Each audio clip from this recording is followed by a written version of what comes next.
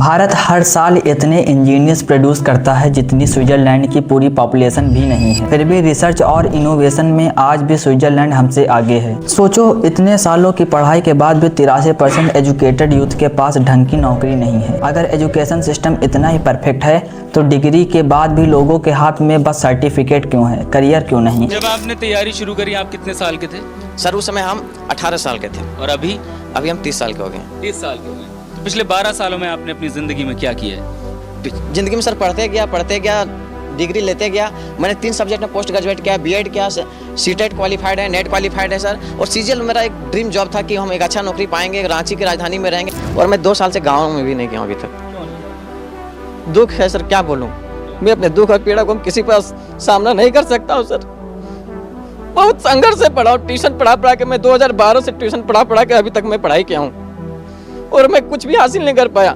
सोचो, अगर आज 100 स्टूडेंट से पूछो तुम आगे क्या बनना चाहते हो तो 90 के जवाब सिर्फ इन 4 वर्ड्स में सिमट जाएंगे, इंजीनियर, डॉक्टर, एमबीए और गवर्नमेंट जॉब। लेकिन सवाल ये है कि ये तुम्हारा चॉइस है या सिस्टम, मीडिया, पेरेंट्स और डन ने मिलकर तुम्हारे लिए इसे पहले से डिसाइड कर लिया है। हमारी सोसाइटी में पेरेंट्स आर ऑलवेज राइट इतना बार रिपीट हुआ है कि उनसे डिसएग्री करना गुनाह लगने लगता है। स्ट्रिक्ट पेरेंटिंग, मार पिटाई, इमोशनल गिल्ट, ये सब मिलकर बच्चे का सेल्फ एस्टीम धीरे धीरे तोड़ देते हैं जब तक कि वो अपना खुद का डिसीजन लेने की हिम्मत ना खोद। फिर आता है ये वर्डिक्ट, तुम्हें यूपीएससी क्लियर ही करनी पड़ेगी, तुम इंजीनियर बनोगे, और बच्चा सिर्फ एक लाइन बोल पाता है, जो आप कहेंगे वही करूंगा। 2014 से 2022 के बीच सिर्फ सेंट्रल गवर्नमेंट जॉब्स के लिए 22 करोड़ से ज्यादा एप्लीकेशंस आए, लेकिन सिर्फ लगभग 7.2 लाख लोगों को ही नौकरी मिली। मतलब 300 लोग स्टार्ट लाइन पर खड़े होते हैं और जॉब सिर्फ एक को मिलती है। बाकी 299 लोग साल दर साल कोचिंग फॉर्म्स अटेम्प्ट्स में अपना टाइम वेस्ट कर देते हैं। इसे सिक्योर कहेंगे या इलॉजिकल,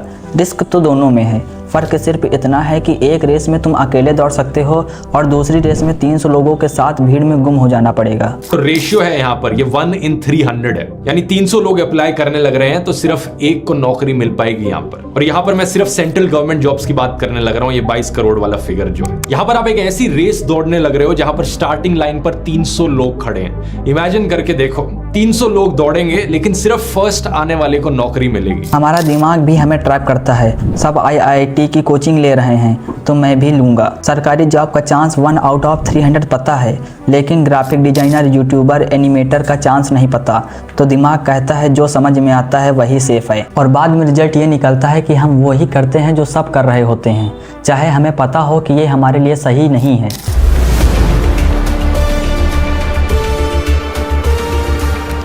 इस सिस्टम की कहानी शुरू होती है ब्रिटिश राज से, जब ईस्ट इंडिया कंपनी को 2 चीज़ें चाहिए थी, ऐसे क्लर्क और वर्कर जो सिर्फ ऑर्डर माने, सवाल न पूछे, और इंग्लिश बोलने वाले लोग ताकि कम्युनिकेशन आसान हो जाए। फिर आया 1835 का इंग्लिश एजुकेशन एक्ट, जहां एजुकेशन का मतलब था डेस्क पे शांत बैठो, लिखो, रटो और बस वही बनो जो हम चाहते हैं। हमारे एजुकेशन सिस्टम में कंपटीशन नॉलेज का नहीं, रट्टा मारने का है। जो जितना ज़्यादा याद करे उसके उतने ज़्यादा मार्क्स, चाहे उसे रियल लाइफ में उसका यूज पता हो या ना हो। सिख हिस्ट्री बुक्स, फार्मूलाज जिनका यूज कोई नहीं समझता।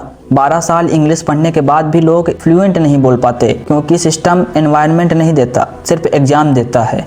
बचपन से ट्रेनिंग शुरू हो जाती है, अच्छे मार्क्स लाओ नहीं तो लाइफ बर्बाद। फिर क्या होता है, क्रिएटिविटी साइड में रख दी जाती है, गुड मार्क्स और सरकारी नौकरी ही सपना बन जाता है। अगर सपना पूरा हो गया तो लोग दूसरों को नीचे दिखाने लगते हैं, अगर टूट गया तो इंसान खुद की नज़रों में गिर जाता है। उन लोगों के बारे में सोचो जिन्हें तुम सक्सेसफुल मानते हो। धीरू भाई अंबानी, विराट कोहली, आमिर खान, ये लोग इस सिस्टम के रैट रेस में अटक कर सक्सेसफुल नहीं हुए। इन्होंने खुद सीखा, खुद अपना रास्ता बनाया, अपनी स्किल्स को पॉलिश किया।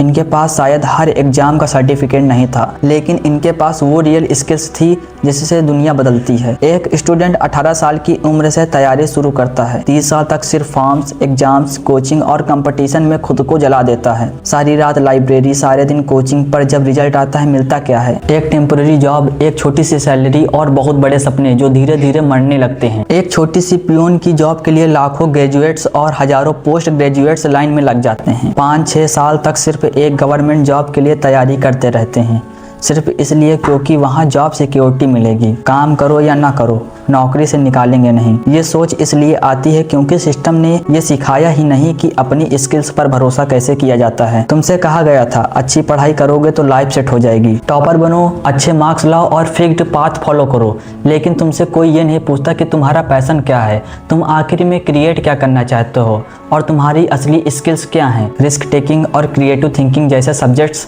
कभी सिलेबस का पार्ट ही नहीं बने। एलोन मस्क को कॉलेज से निकाल दिया गया लेकिन उसने अपने आइडियाज नहीं छोड़े। धीरू भाई अंबानी पेट्रोल पंप पे काम करते थे लेकिन उन्होंने रिस्क लिया और अपनी लेगेसी खड़ी कर दी। ये लोग स्पेशल इसलिए नहीं थे कि इनके पास डिग्री ज्यादा थी, ये स्पेशल इसलिए थे क्योंकि इन्होंने रूल्स तोड़ने की हिम्मत की। पर एक गुड न्यूज भी है, आज के डिजिटल ज़माने में नॉलेज किसी क्लासरूम तक लिमिटेड नहीं है।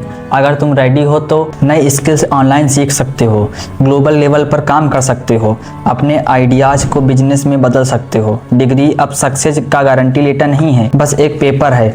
इस पूरी कहानी में एक ब्राइट साइड भी है। अनकन्वेंशनल करियर्स में कंपटीशन कम है, फ्रीडम ज़्यादा है, बस शुरुआत करने की हिम्मत चाहिए। चाहे वो यूट्यूबर हो, graphic designer, video editor, game developer, wild life researcher, sound engineer या कोई और हटके रास्ता हो, जब तुम उस फील्ड में दौड़ना शुरू करते हो जहां लोग कम हैं, फर्स्ट आना मुश्किल नहीं ऑलमोस्ट गारंटेड हो जाता है। अगर तुम सच में इस सिस्टम से बाहर सोचना चाहते हो तो तुम्हें ये 2 चीज़ें जरूर करनी पड़ेंगी। पहला, एक्सपोजर बढ़ाओ, पॉपुलर नहीं पर्पसफुल कंटेंट देखो, जैसे डॉक्यूमेंट्रीज, नीच career, science, art, research, real professionals की स्टोरीज। दूसरा, स्किल्स पे फोकस करो, सिर्फ डिग्री पे नहीं, जैसे freelancing, internships, side projects, online portfolios. ये सब तुम्हें प्रूफ देते हैं कि तुम रियल वर्ल्ड में वैल्यू क्रिएट कर सकते हो, सिर्फ मार्क्स नहीं। प्रॉब्लम ये नहीं है कि एजुकेशन सिस्टम टूट चुका है, प्रॉब्लम ये है कि हम अब भी अंधी रेस दौड़ रहे हैं बिना ये सोचे कि फिनिश लाइन कहाँ है। अगर तुम्हें लगता है कि तुम मार्क्स लाने वाले से ज़्यादा बेटर बन सकते हो तो तुम्हें एक डिसीजन लेना पड़ेगा, या तो इसी सिस्टम का हिस्सा बन के ज़िंदगी भर फॉर्म भरते रहो, या फिर अपनी स्किल्स, अपनी क्रिएटिविटी और अपने दिमाग पर इन्वेस्टमेंट करके अपनी लाइफ का सिलेबस खुद लिखो। क्योंकि असली एजुकेशन वो नहीं जो सिर्फ डिग्रीज देता है, असली एजुकेशन वो है जो तुम्हें अपनी ज़िंदगी का डायरेक्शन देने का करेज देता है। इंडियन एजुकेशन सिस्टम की डार्क रियलिटी सिर्फ आउटडेटेड सिलेबस या बोरिंग क्लासेस नहीं है। असली डार्क रियलिटी ये है कि ये सिस्टम, मीडिया, प्रेशर मिलकर तुम्हें ये भुला देते हैं कि तुम्हारे पास चॉइस है। ये वीडियो देखने के बाद एक काम जरूर करो, अपने करियर को एक एग्जाम का रिजल्ट मत बनाओ। एक बार सच में शांत होकर सोचो, अगर पेरेंट्स, लोग, सोसाइटी और मार्क्स डिसाइड नहीं कर रहे होते तो मैं असली में क्या करना चाहता। हो सकता है तुम्हारा सही करियर ऑप्शन किसी सिलेबस के चैप्टर में ना लिखा हो, वो तुम्हारे अंदर छिपा हो, और शायद यही सही वक्त है उसे ढूंढने का। दोस्तों, ये डॉक्यूमेंट्री बनाने में मुझे बहुत ही ज़्यादा मेहनत लगी है। एक लंबी रिसर्च के बाद मैंने इस वीडियो को अपलोड किया है, और थैंक यू इसे लास्ट तक देखने के लिए। आई होप आपको ये डॉक्यूमेंट्री बहुत ही ज़्यादा पसंद आई होगी। अगर आपको ये वीडियो थोड़ी सी भी अच्छी लगी हो तो वीडियो को एक लाइक और शेयर जरूर कर देना, और कमेंट करके जरूर बताना कि आपको इससे क्या सीखने को मिला। और फिर से एक बार थैंक यू इस डॉक्यूमेंट्री को इतना प्यार और सपोर्ट करने के लिए। Thank you.